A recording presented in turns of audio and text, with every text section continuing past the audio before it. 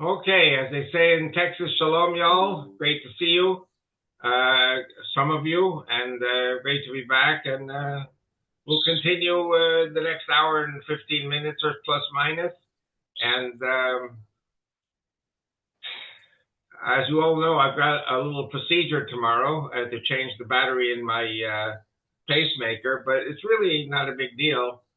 It's not like putting in a pacemaker from the very beginning. The pacemaker stays there. They just open it up and take out the old battery, put in a new battery, and I'm good for another 6, 7 years, which makes me very happy. And then I count 30 days, until the 9th of May, and see if the doctor is satisfied, and then I can get my ticket and come. It may be that Yaakov, my younger son, is going to take a vacation from his wife and kids and be with me to help with the suitcases and with my first week or two of meetings.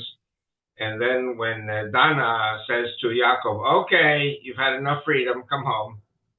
So then he will leave me and go home, and then we'll see how I manage. I think it's not a big deal.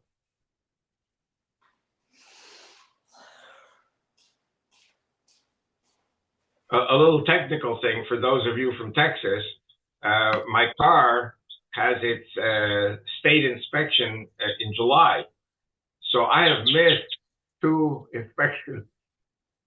So they said to me, it's okay, you have 3 days from the moment you enter Texas to get your car over to the inspection people. And otherwise, you'll all bring me flowers and chocolates to jail. So it'll be nice. But everything is okay. I mean, except for all the noise above us, all these heavy military aircraft are flying over our heads all the time.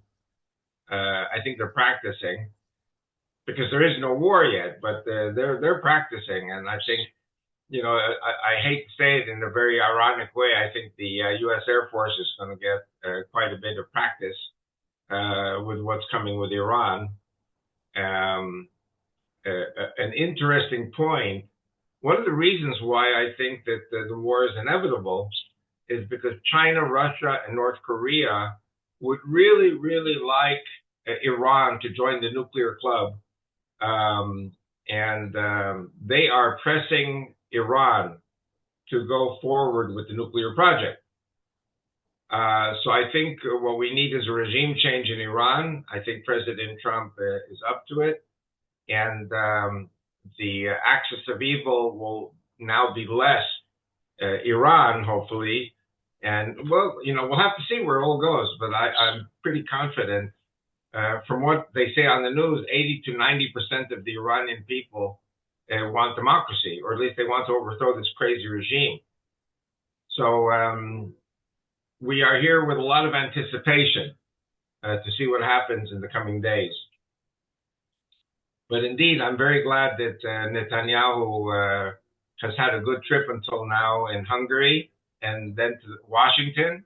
And the one thing I can say is as long as he's out of Israel, he cannot be arrested by the Secret Service in Israel. And it's one of the things we've been worried about. And we're watching very attentively the court proceedings, the Supreme Court in Israel, which is part of the deep state. And according to the Israeli law, the prime minister and the cabinet and the government are allowed to fire the head of the Secret Service, and he's just adamantly refusing to go home and leave. So, on the one hand, we're afraid of a civil war, but on the other hand, if Netanyahu is out of the country, that decreases the chance of a civil war because I'm sure Netanyahu has everything set up here with his deputies to deal with any threat of a civil war by the Ronen Bar, the head of at least until now, the head of the Secret Service. God willing, listen, this is not a difficult thing for us to do. Don't forget, even I think I told you guys that in 1990, I was fired by the deep state people in the Israeli civil service. And thanks to you Christians, I have had 35 years of employment speaking in your Christian groups. So I have not had a job in Israel in 37 years, 35 years. So my only chance really to get a job in Israel is to get elected to the Knesset at the head of my Judeo-Christian Bible Bloc party. And actually, yesterday I went to the bank to check out my party bank account, and it was very low, so I put in some money. And so we're ready to roll. The moment they announce elections, which I think is in a year from now, we will be rolling. And what I'm going to start doing now is calling all the people who supported us until now, which is not a big deal. It's like 400 people. Start mobilizing monies and getting ready for the next election, whatever that may be. And we'll see what happens with that. I don't know I'm sure you all know what's going on already from your media, but if you have any questions, you can interrupt me at any time. I'll be happy to answer. Probably there's more I can say to you than just boring you with a frontal lecture. So if you have any questions, feel free to go ahead. What are your thoughts, Avi, on President Trump's comments yesterday about Turkey, where he said, "Oh, Turkey's great. They're good friends. They won't be a problem." Well, I'll be very frank. I think that President Trump was probably being very tongue-in-cheek about it because Erdogan is a complete maniac. What is President Trump going to say? That Erdogan is a maniac? Half the country's in jail. The United States and NATO have so many bases in Turkey. When you have a crazy lion or a crazy tiger, you have to be very careful how you get close to it. I think President Trump knows exactly what's going on in Turkey. This is not the time now to deal with Turkey. I think the important thing is to calm Erdogan down and work on Iran, get Iran straightened out, strengthen our allies in that area. Don't forget that the Azerbaijan has laid claim to a northern province in Iran, which is Azeri. And if the Iranians play hide and seek, I think Azerbaijan, which is an ally of Israel, it's a Muslim Turkic country and they're allies of Israel, will go after that chunk of territory which will be annexed to Azerbaijan. Just to the south of them is the Kurdish province. That will be annexed probably to the Kurdish area of northern Iraq. So I think, we're looking also at the change in the map. We're looking at the creation of a Kurdish state, which of course will be allied with Israel. You know what that means? It means that from the Nile to the Euphrates, it's not so far off because the Turks are on the other side of the Euphrates and they have traditionally always been friends of Israel. So Azerbaijan is a friend of Israel. The Kurds are a friend of Israel. The Druze are a friend of Israel. The Christians and the Shiites are being slaughtered now in Syria by the Turks and by the ISIS people. But you have to remember, Israel is a small country. Our soldiers are being worn thin by these constant battles. Gaza, Lebanon, Syria. The U.S. has helped a lot regarding the Houthis. I think they've been pretty much eliminated, even though they say they're still going to fire rockets. Maybe they have a handful of rockets. But without going into any details, there are a lot of soldiers who've gotten divorced. They've lost their businesses. They've lost their homes. And, I have to tell you, this happened to me. I mean, my wife didn't divorce me. If she had brains, she would have divorced me. But we had a business. I was in artillery. This is 81, 82, 83. 83, we had a year of 400% inflation. So my debt to the bank went from $15,000 to $50,000. So we lost our house. We lost everything. except for the clothes on our backs. And I'm very fortunate Rachel stuck it out with me. And then God replaced everything when I started going to seminary and I started working with the Christian churches. And God actually has more than restored what I lost. But I'm a very unique case. You don't have Israelis like me who are traveling and speaking abroad in churches and writing books and actually, I'm living on my pension, which is peanuts. But we're not going hungry. On the other hand, of course, if we want the Bible Block Party to get elected, we're going to need a budget for information wars, for publicity. But I'm excited, and I'm hoping with my pacemaker behind me that it's been replaced. The battery. I'm going to start working already on the elections. Elections are October 2026, which is like another year and a half. And of course, part of my trip to the States, God willing, in May to June to July to August, I don't know how long I'm going to be in the States, but it'll be Florida, Texas, Oklahoma, and then over to California. And so many places to be. And I'm going to, scrape together the pennies, bring them home to Israel, and get ready for the elections. So I'm already talking about that to people. But again, regarding the Turks, there is no doubt at some stage we will be facing off against the Turks. But the first thing we have to do, like I said before, finish Gaza, which is, I think, a few weeks away. Continue to grind down Hezbollah, which is going to take some time. And then Syria, Oh, I have to tell you, this is a cute little piece of news. Last night on the Israeli news, they announced that there are certain areas just across the border into Lebanon and Syria where the Israeli army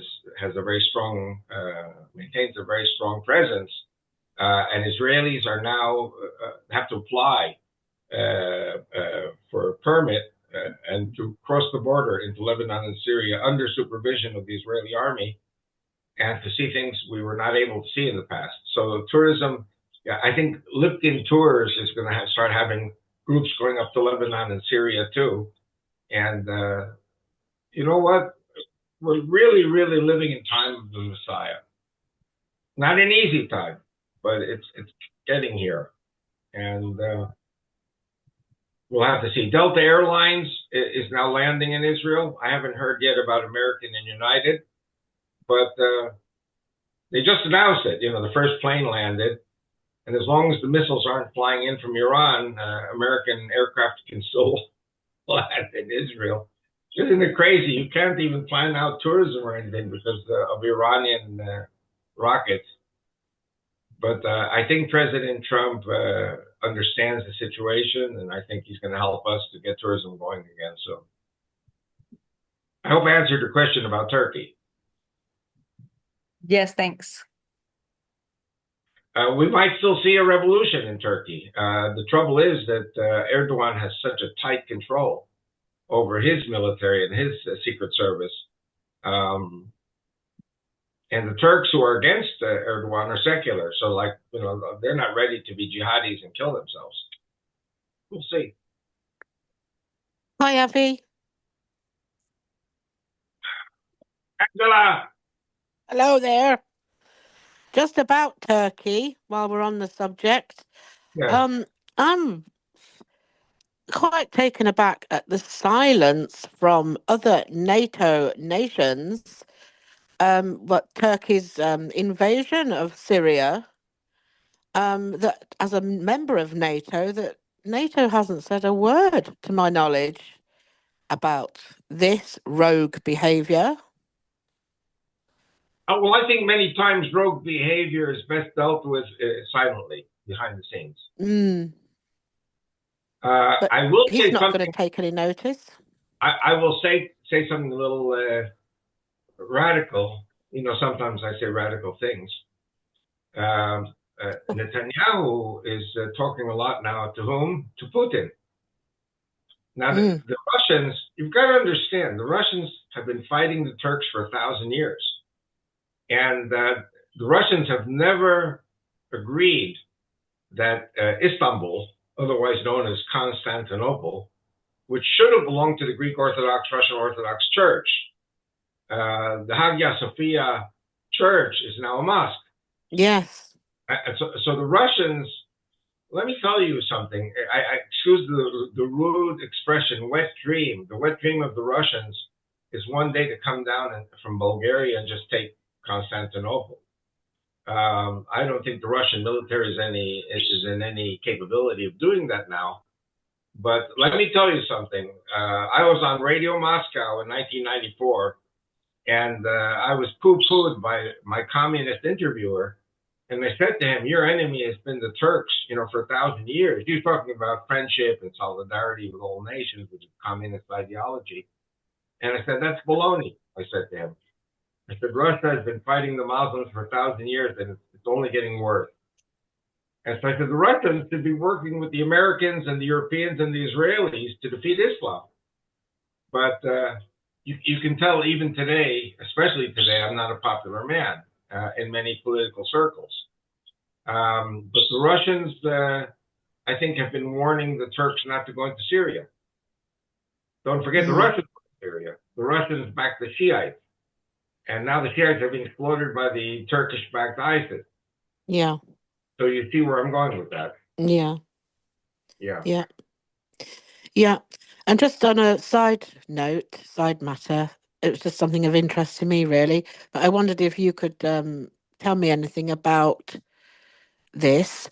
Last night I was on a Zoom with a pastor from Jerusalem who said that Putin is from Karelia and his mother was Jewish. And I'd never heard of Karelia, so I looked it up, and it used to be part of Finland. Karelia. Karelia. Yeah. Yeah. Do you know? I know nothing of this. Well, I have to tell you, because I'm a Sovietologist, and Yes. in general a history buff, the Russians and the Finns have had a number of confrontations about Karelia. And actually, even if the Russians lost 10 soldiers for every Finn, they won. I mean, they got the Karelia area. An interesting historical point is that the Russian people, many of them claim Finnish ancestry. Yeah. And yeah, that Finland was the part of Russia, Tsarist Russia. So there's an affinity in Russia for the Finnish people. And it's like they're this rebellious group that need to return to being controlled by Russia. And by the way, that's how the Russians feel to the Ukrainians, that Ukraine belongs to Russia.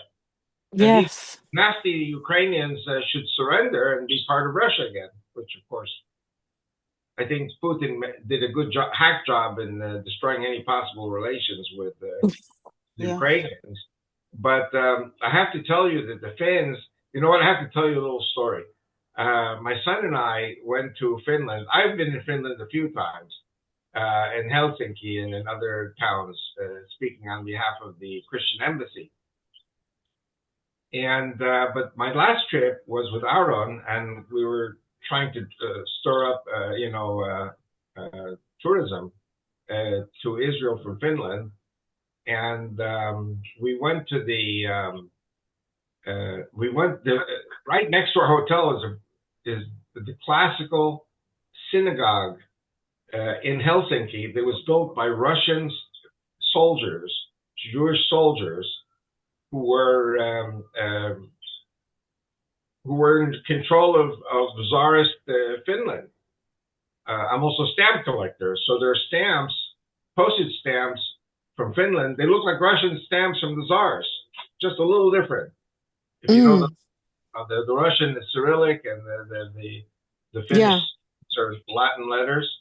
And but the funny thing was that we sat down in these little seats in the synagogue. These Russian soldiers must have been very skinny, because I couldn't get my backside into these seats. So finally, they brought me a folding chair so I could pray comfortably in the synagogue. But the founders of the Jewish community in Finland were former Russian soldiers under the Tsar. And they just stayed in Finland and became Finnish Jews. We have a friend here in Israel who's from Egypt, but his wife is Finnish, Jewish. So, you know, we see a lot of people, we hear a lot of stories. And I've got this pesky little canary behind me. When I talk on the computer, he starts singing. It's kind of like he thinks I'm singing, so he sings also. Oh.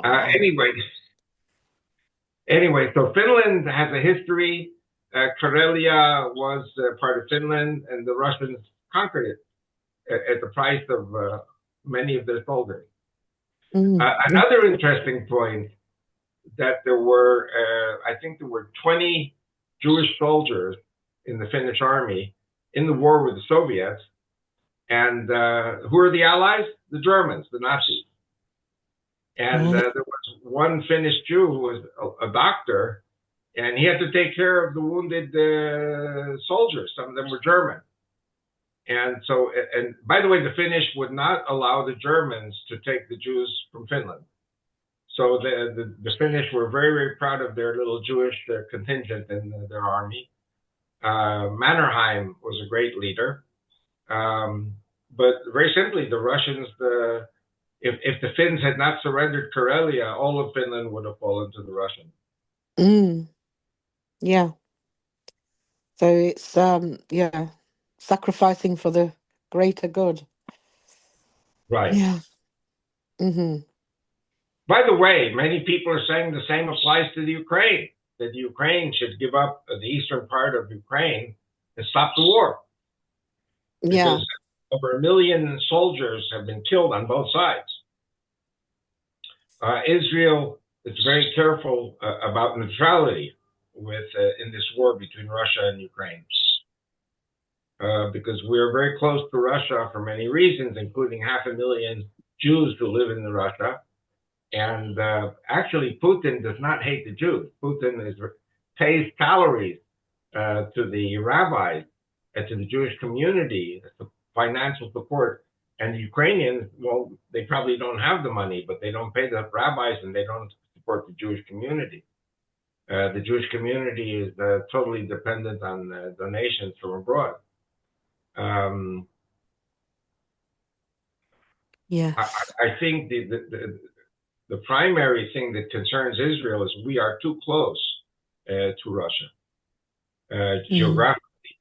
I'm going to go into something else now. I know many of you are wondering what's going on with President Trump and trying to bring about a ceasefire between Russia and the Ukraine.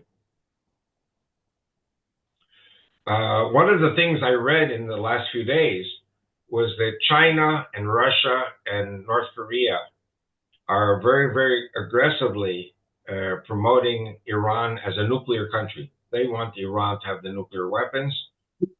So that the 4 countries of the axis of evil, which includes Iran at this point, will have nuclear ballistic missiles. I think what Trump is trying to do is to pry the Russians away from China. The Chinese also have claims to eastern Siberia. So I think that Trump is looking, this is just Avi Lipkin speaking. Trump is looking at a war with China. Trump wants Russia not to get involved. I'm going to be rambling. I'm going to be going through a number of points here. I don't know if you all remember, but I mentioned that a lot of these Gaza evacuees are going to go to Indonesia. And I don't know if any of you heard it or remember that I said it. Yeah. But they are now talking about the Gaza Arabs who have gone to Indonesia. Jakarta, which is the capital of Indonesia, is like Mexico City it is sinking and the sea level is rising. So the Indonesian government, which is very rich, is now building an entirely new capital city on higher ground, and they need laborers. And so they're actually very happy to get these Gaza laborers to come and live in Indonesia. They are all Sunni Muslims. There are no Jews to be killed, so there's no danger to Jewish people in Indonesia. And so people say, well, why would Indonesia take in Gaza Muslims? And one of the reasons is to build the new capital. And secondly, guess who's the enemy of Indonesia? China. If you're looking at this whole thing about tariffs, I look at everything in a very skewed way. I don't look at the tariff question so much as the money here, money there. Vietnam is an enemy of China. Vietnam was always a friend of Russia, but an enemy of China. Cambodia remains the ally of China. Vietnam, Philippines, Indonesia, Malaysia, Taiwan, Formosa, Japan, South Korea. China is surrounded by enemies. The United States is orchestrating this alliance. And so this is a win-win for Indonesia, for the Gaza Arabs, and for the United States to send these Muslims, these Sunni Muslims, to Indonesia, give them a new life. There are islands with plenty of room for these people. They have plenty of water. These are jungle islands. The land is very fertile.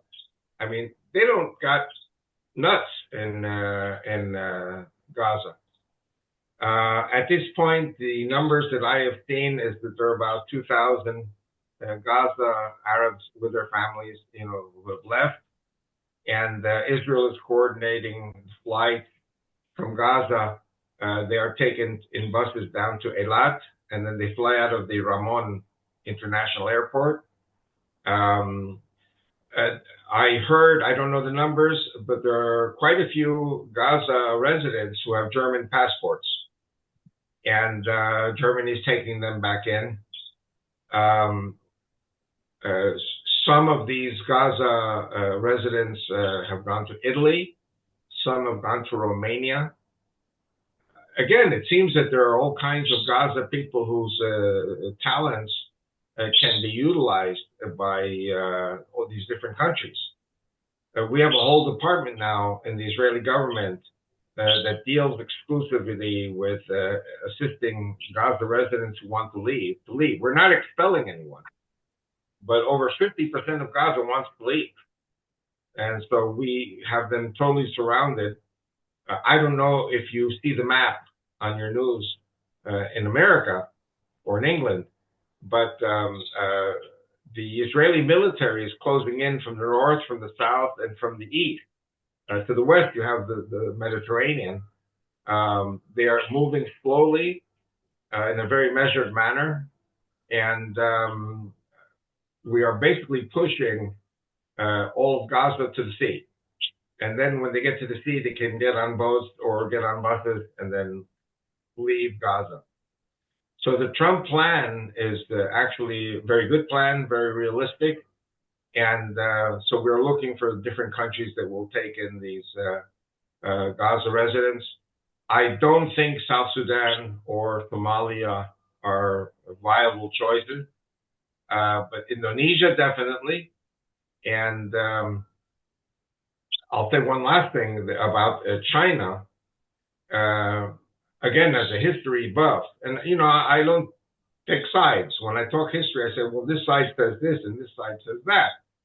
But one of the reasons the Japanese attacked Pearl Harbor, December 7th, 1941, was because the United States had imposed sanctions on Japan.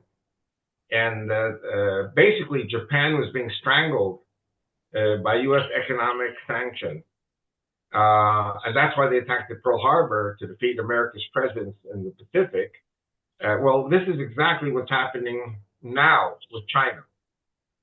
And if Trump adds another 50% tariff, the Chinese, I think the Chinese could resort to war. Yeah. I think that China will and North Korea will be all alone. I think that there are quiet agreements with Putin. Putin could come out a big winner if China is defeated, and the United States comes into Russia with investments, and don't forget they got minerals also, and They friends do. with the Ukrainians. Listen. I don't know where that would go. All I know is that China is seen as the big threat to the USA, and if the Chinese are helping Iran to get nuclear weapons to attack Israel, China is the enemy of Israel also. Yeah. Well, they've used some pretty strong rhetoric in response to Trump by saying China has warned the US it is ready to fight any type of war. To the finish. Yeah. Now, the problem with China is that China's alone. A country even as big and powerful as China cannot fight a war all alone. The Chinese population, I don't know if it's 1.2 billion or 1.5 billion, I don't know the exact number. They're concentrated in 4 river valleys. So if strategic nukes are dropped in those 4 river valleys, no more China. Yeah. So yeah.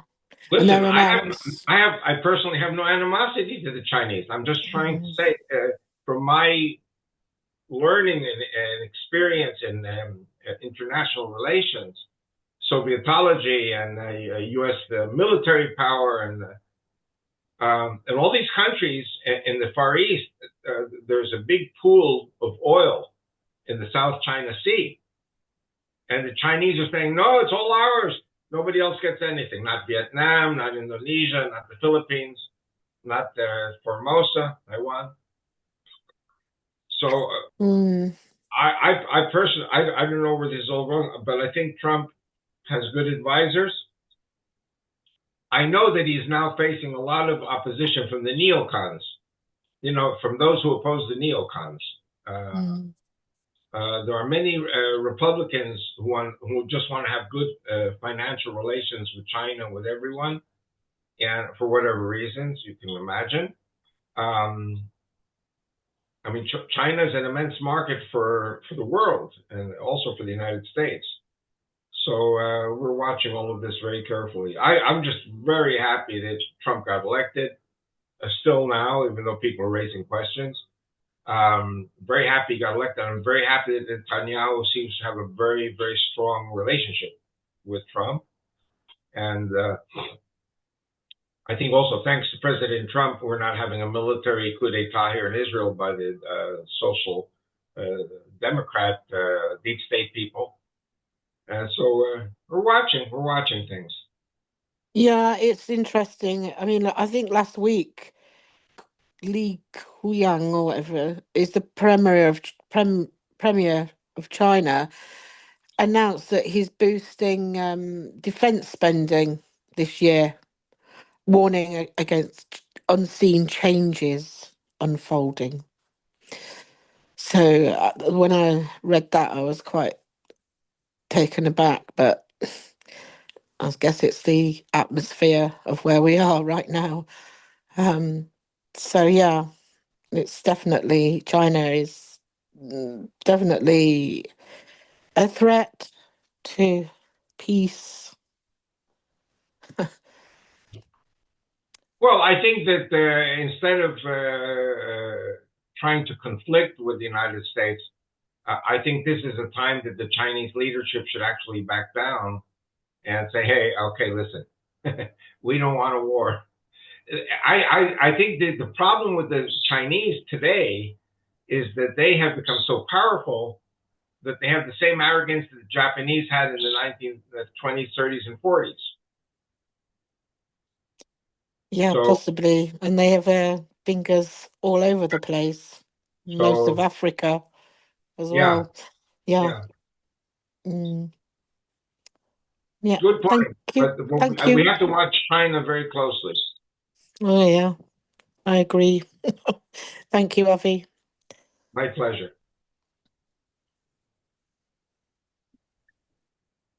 Avi, I'll ask you a question. Do you have any opinion at all as to whether Turkey, back to Turkey, will in fact go to war on Iran's behalf, as Erdogan constantly says the Muslims have to stick together? Good question. But I think that you have to remember that both the Iranians and the Turks have an unbelievable empire history. Maybe not the Turks so much. The Turks have a history of 1,100 years since Arsalan from the year 1002 AD.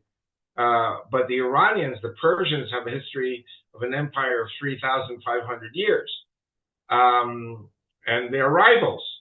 And the Turks primarily are Sunni, and Iran is primarily Shia. I think that the first thing the Turks want is to see Iran fall. There are also many Sunnis in Iran who want to see the overthrow of the Shiite government. And so basically that would leave Turkey, I hate to use the word the Armageddon Turkey that we all are afraid of, that would leave Turkey in the unique position of the Turkish Empire. So we have to watch that too. And I don't know, fortunately or unfortunately, I'm really having difficulties writing this book about Turkey and the Battle of Lepanto. I really would like to do it. I just, I see now I have to travel to the States for 2-3 months and make some money, because the money's for the parties, not for me personally. My debts are paid off on my house, and we're living on a stipend basically from Social Security. But for political party, I need massive funds, and I don't know how much I could get in my lectures in 2-3 months in the States, but at least it would be the beginnings for us to rise up above the 400 vote level at the ballot box. I do have a feeling, though, that the party will have a much bigger success. We won't get into the Knesset yet, but we will have a much bigger success. Israel is a very unusual country. I'm changing the subject a little, but I will come back. When I came to Israel 55 years ago, the only Christians in Israel were some Greek Orthodox and Catholic. They're all Arabic speakers, people who've been here 2,000 years from the time of Christ. And since then, we see a massive immigration of Russian speakers from Soviet Union. So now we have to campaign in Hebrew, Arabic, Russian. Then came the Ethiopians speaking Amharic. So we have to have now a campaign in Amharic, and then of course in English. So everything we do now has to be in 5 languages: English, Hebrew, Russian, Amharic, and I missed one of them. Okay, 5 languages. So I wouldn't say Turkish. I don't consider us getting any votes from the Turks, but we have people living here now who speak all these languages. And to campaign, I have to have the funds to produce all my material in all these languages. America, can you imagine America having to issue propaganda material for elections in 5 languages? But Israel is that way. So we're watching, of course, we're watching the Turks, and I think at this stage, our 2 major enemies are Egypt and Turkey. And I think Trump's answer to either one of them would be B-52.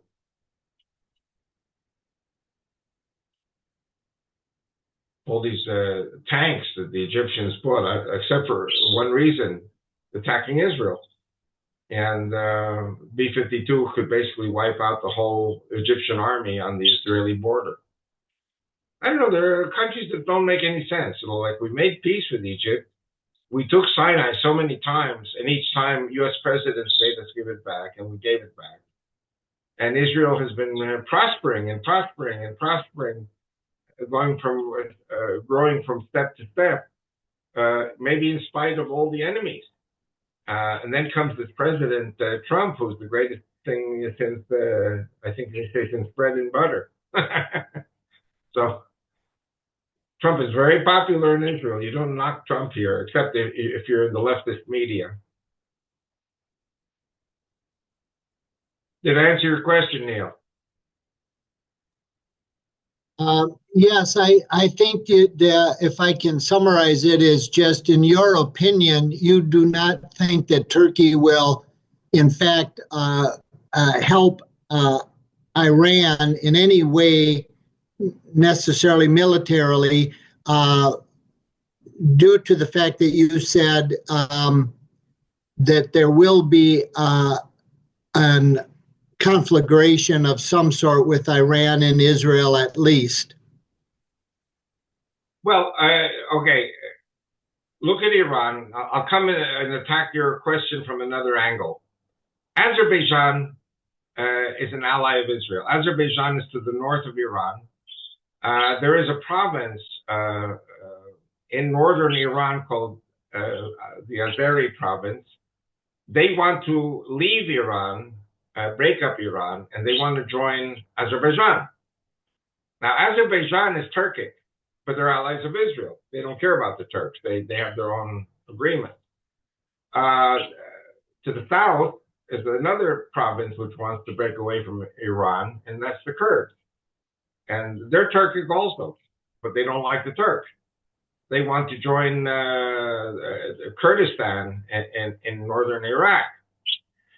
Then to the southwest, where the oil is, Ahwaz, Khuzestan, these are Arabic speakers, and they're Shia.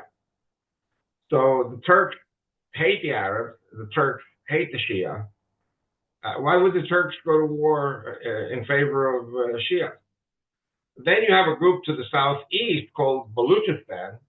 You have a Baluchistan in Pakistan, and you have a Baluchistan in southeastern Iran. They want to break away. They're Sunni.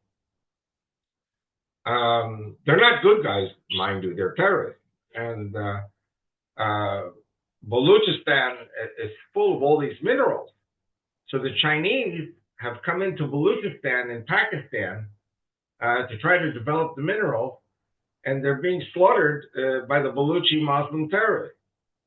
Don't forget that the Muslims don't like the Chinese for what the Chinese are doing to the Muslims in Western China, Xinjiang province. So I don't think the Turks really would want to help Iran in any way. I think they'd probably say let them sink or swim, and let Turkey build up its forces for the war with Israel. But I think that NATO, under the backing of President Trump, at least for the years that he's in the White House, will make sure that the Turks behave themselves. Again, don't forget, the Turks have an enemy of 1,000 years called the Russians. The Russians are Orthodox Christian. The Russians have their eye also on Greece and Cyprus and Bulgaria. These are countries which would be protected by Russia, or that the Russians would tacitly support Israel in the war against Turkey. Listen, my whole life has been dedicated to this crazy war business in the Middle East. So now that I answer your question, Neil? Yes, you did very specifically. Thank you, Avi. I appreciate that. As you said, and I won't ask you about any Armageddon type scenarios, but Turkey is certainly a player to keep an eye on. There's no doubt. It is the Armageddon, but it's not going to be in the coming years. It's going to take a little more time. Avi, I have a question. Yes. when Trump and Bibi met, Trump refused to say he would drop the 17% tariffs on Israel's goods. Correct. Is Bibi okay with that? Or is he kind of like Zelensky? He better not come against Trump in the public spectrum because of what Zelensky is living through now? Right. Listen, Netanyahu has his eyes on Iran.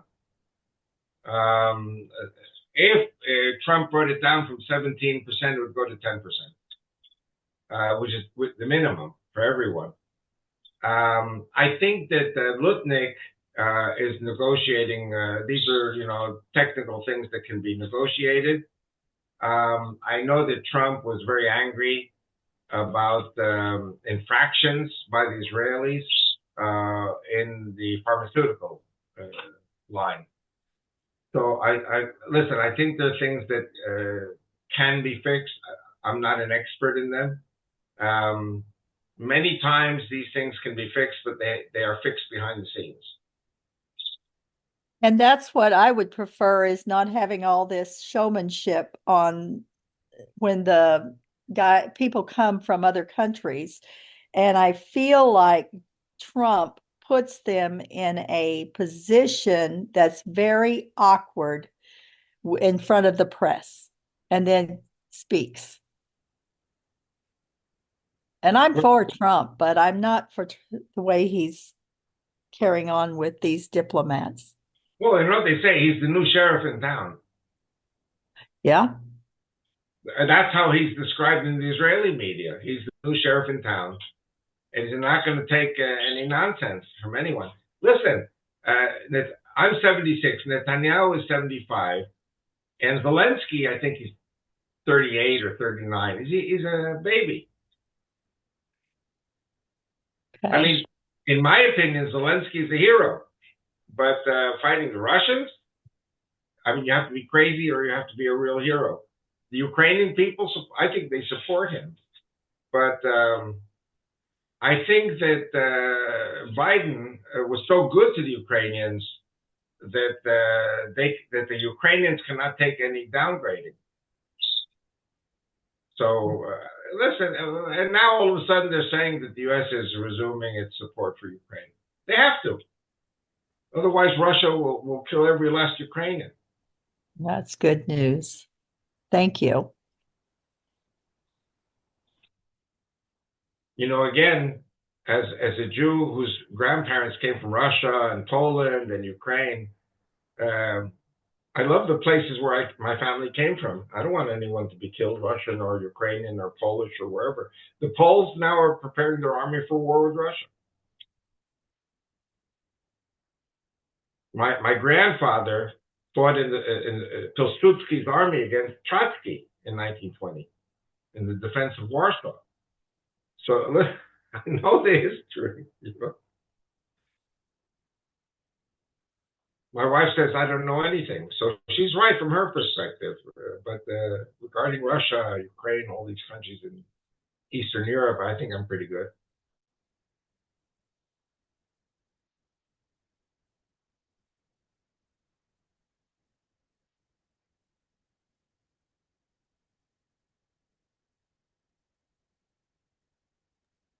What's going on with Egypt, Avi? It seems like they're just building up and building up on the border for what?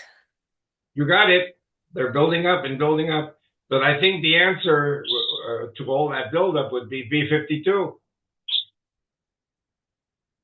The United States could erase all those tanks in a very quick time if they decided to invade Israel. It's very, very stupid of the Egyptians not to have learned any lessons from all their wars with Israel. And I have to tell you, I love my wife. I love Egypt. I love Egyptian people. But the leadership is pharaonic. They think that they're God Almighty and that they created the world. And God punishes them every time for this. Read Ezekiel 29.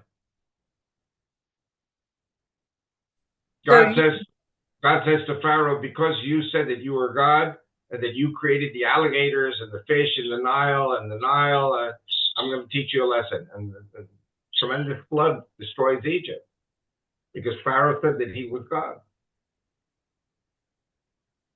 The Egyptians have this arrogance because they also had an empire of thousands of years. And God says to us in the Bible not to hate the Egyptians because we were living amongst them for 400 years, and they were good to us, except for the slavery part, but they weren't bad to us. Slavery was the way things were done in those days. So you think they are literally preparing to initiate an attack into Israel? I think not. I think that the Egyptians are bluffing. I may be wrong. I think they're bluffing in order to suppress the internal criticism in Egypt, because there's a lot of instability in Egypt, and the history of Egypt is they always use a foreign enemy as a ploy, to get the population revved up and leave the government alone to go after Israel.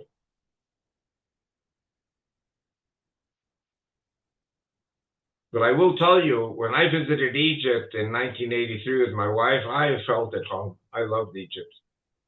I have nothing against the Egyptians.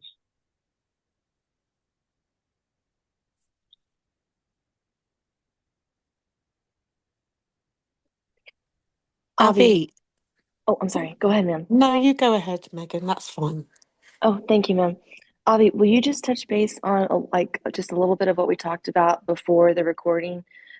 Just on, your thoughts on Passover, kind of what Trump was trying to, wait with Iran, and just kind of your thoughts on that. Well, Trump said that the negotiations will begin on this Saturday, which is the eve of Passover. Yes, sir. Passover begins Saturday night, Sunday. The Seder is Sunday. Nobody wants a war during the Seder. Seder is a special time once a year for the Jewish people. So I think that Trump will negotiate starting Saturday. I think Trump will cut through the nonsense very fast. And I would say definitely within a week. Let the Jews have the Passover holiday, 7 days. And then, I don't know, I mean, maybe there'll be a surprise in the middle of Passover. But the most important part is the Passover Seder. All the families are together.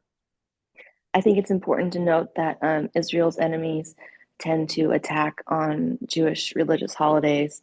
So right.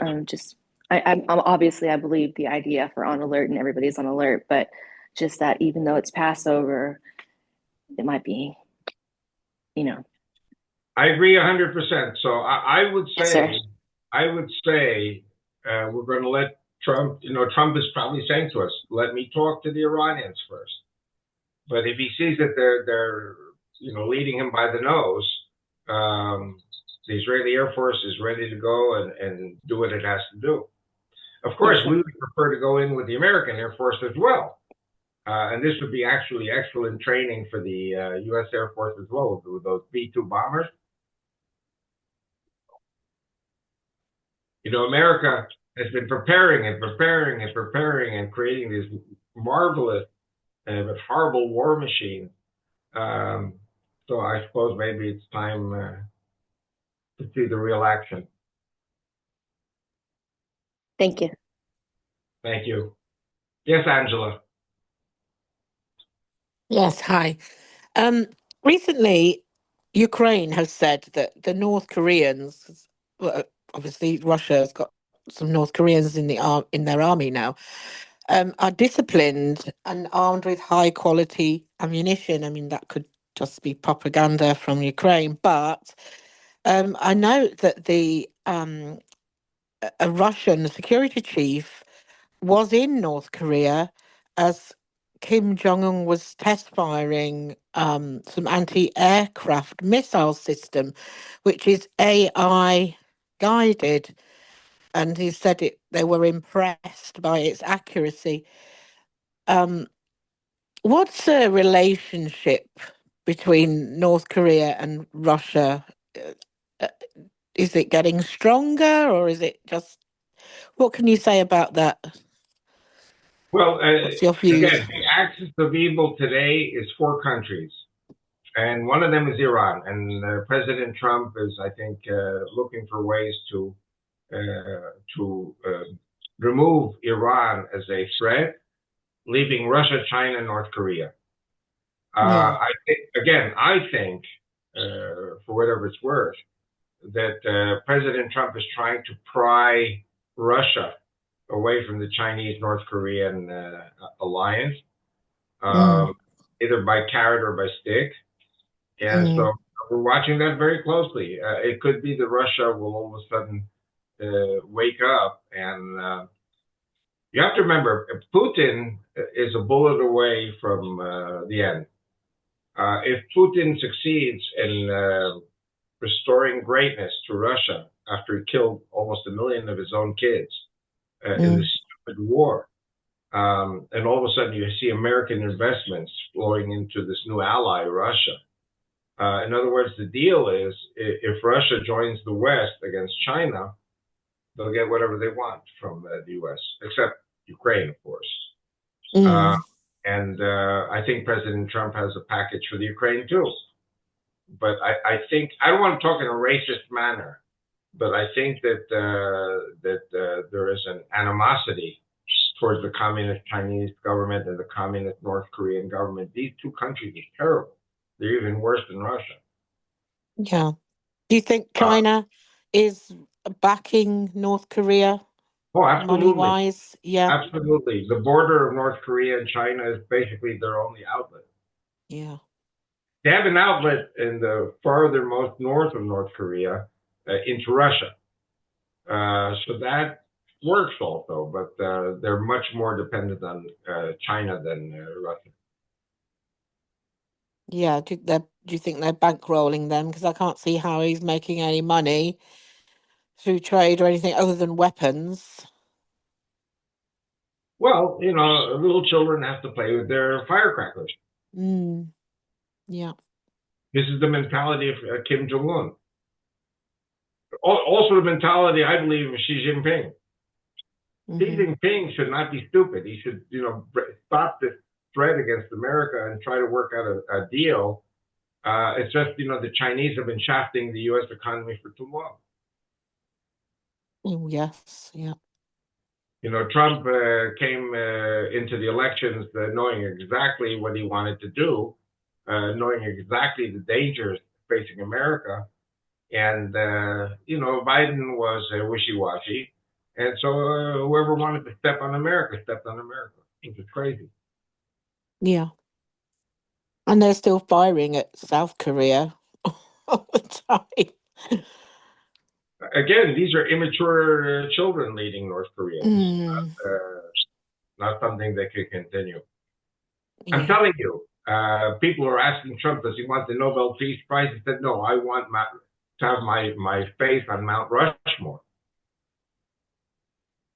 Meaning he'll be one of the greatest presidents in U.S. history. Yeah. Yeah. I mean, Obama got the Nobel Peace Prize. Well, it means nothing. No. Good gracious. Okay, thank you. Somebody else said to me that forget about Mount Rushmore. He wants a whole mountain named after him. Yeah, well, that would make sense. and he would deserve it after all he's been through with his deep state Democrats. Yeah, and how many assassinations. I mean, it's Yeah. unbelievable. Yeah. Yeah. Keep praying for Trump. Keep praying for Netanyahu. I say to Netanyahu, don't even come back to Israel until all these people are arrested here in Israel, all these deep state people. Do you think it's likely there will be? There are 20,000 Shin Bet people with machine guns. And they're communists, so they don't care about shooting up their Jewish brethren. And we Jews who are on the right wing, we're not in favor of any kind of civil war. We just want the majority to rule democratically. And the Shin Bet doesn't want democracy. Mm-hmm. We Jews are very smart people, except we're very stupid. We destroyed the first temple. We destroyed the second temple through disunity. And before the third temple is built, we're going to destroy that too if we don't bring these communists under control.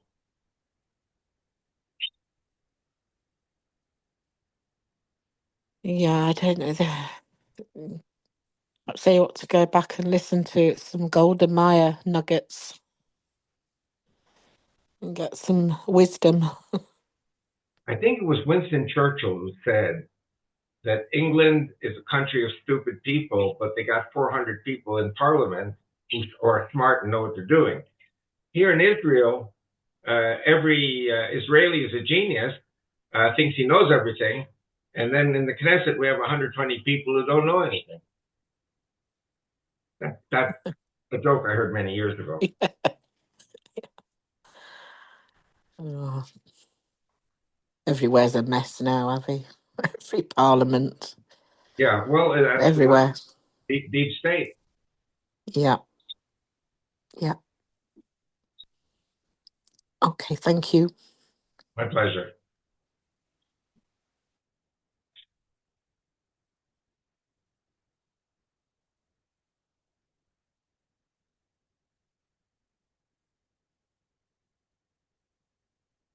Any more questions, gang? My gang? Do you have thoughts on the phone call yesterday that President Trump had with, trying to remember who the three leaders were. Was it France and Jordan and France, Jordan, and I think you're right. There was four leaders. France, Jordan, Egypt. It could have been Egypt, and maybe Israel also. I don't know, but no, I don't think it was Israel.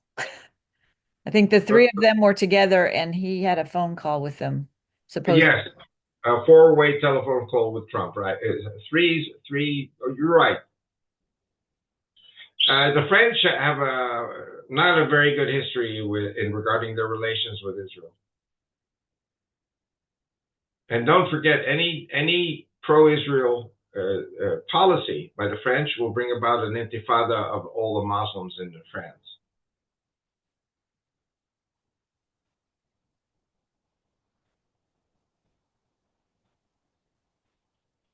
You know, it's wonderful. It's very easy for me. I just go to the United States all the time. Don't go to England. Don't go to, forgive me, Angela. Don't go to England. Don't go to France. Don't go to countries where the Muslims control everything. That's pretty hard to find now these days. Yeah. Interesting thing, I don't know what you guys know, but it is in Texas that they want to build a mega city for the Muslims. They're calling it the Epic City. The Epic City. Yes. Is it going to happen? Well, hold on, let me step out. Okay, yes, that's what. It's in Frisco. I mean, it might happen at some point, but I don't think this iteration of it will happen because it's working really hard. And I don't think that's an area where it'll get through, but it'll probably happen somewhere in Texas. Lori, correct me if I'm wrong. If didn't Abbott get the Texas Marshals involved in that? I don't know. About okay. Just to kind of look into it for violations. I've been kind of following it. Yeah. They're trying to institute Sharia law and have their own government in that place. I think it's in Plano. Plano and Grapevine, or I don't know. Those are the two areas I heard of. And that they had a huge diagram and everything of what they were going to build there.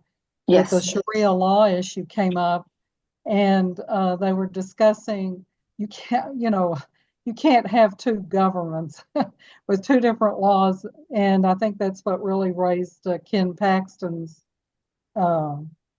interest, along with Dan Patrick and the rest of them. So hopefully Abbott and them will shut it down. But they sure have been trying for many years. And it's all surrounding, wherever it is, it surrounds into the Dallas area. It's in Josephine. I said Frisco, but it's the other side of Frisco. It's Josephine, which is I mean, until maybe 5, 10 years ago, it was kind of farmland out there, but it's one of those kind of fast growing areas off of 380. Um, but that area is too, that particular area, I think, is probably too conservative. But I think it opens the doors for it to happen somewhere. Well, it makes you wonder who sold the farmland. Mm-hmm. Who cares? You know, if you're offered a tremendous price for your farmland, why not? Money talks. It sure does. You know, I have to tell you, I don't know if I mentioned it last week or was that with the group on Thursday, but I was in Canada and I was driving to Edmonton across the Rockies, and I came down past Mount Jasper, and there's a town there called Jasper. And coming down from the mountain, one of the most beautiful mountains I've ever seen, there's a tremendous forest as you're going down the mountain towards Edmonton. And Edmonton is like in a flat plain. But going down the mountain, there's a forest. And when I spoke in one of the churches in Edmonton, one of the gentlemen said to me, "Oh, you know what? The Muslims just bought a forest." And on the way to Jasper. And what they do is they knock down a first circle of trees deep, deep inside the forest. That's where they put the mosque and the religious offices. Then they build a road around the mosque. Then they knock down another circle of trees. And there they put up the stores and all the infrastructure for a Muslim city. Then they put in another road around that new grandized, city. Then they knock down a whole big area of trees and they build the housing for the Muslims. And the road approaching that Muslim town is a winding road. Nobody can see what's going in and what's going out, what's happening in that town. But it is a Muslim town. And these towns are being established in South Carolina, in Virginia, in many. It's nothing new in Texas. It's a pattern. The problem is in America, nobody sees the overall picture. Somebody like me sees the overall picture, but who's listening to me anyway? So I don't know what to tell you. I mean, in America, I have to be very careful what I say, because immediately I'm being followed by Muslims. And even though I'm 76 and I'm not afraid to die, but I still think I have work to do. What did you post, Lori? It's the link to their website. Oh, okay, good. People should talk about it. I've got friends in South Carolina, and they tell me exactly where this Muslim city is in the middle of a swamp. They're going to drain the swamp and turn it into lush land. Newark, New Jersey just is establishing Sharia law and I don't know how far it's gotten, but it sounds like it's good to go. Yeah, I'm not surprised in Canada or the US, any of these places.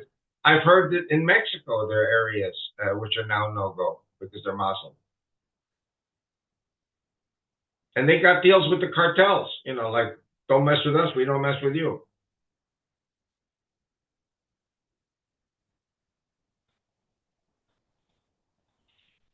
Anyway, God save America, God save Israel, and God save all the good guys. What can I say?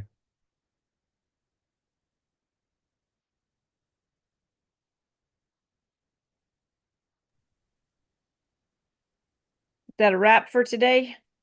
Okay, sweetie. Anytime, if there's any breaking news, I'm here in my secret Maxwell Smart offices, and I'm ready to do if you call me, we'll set it up.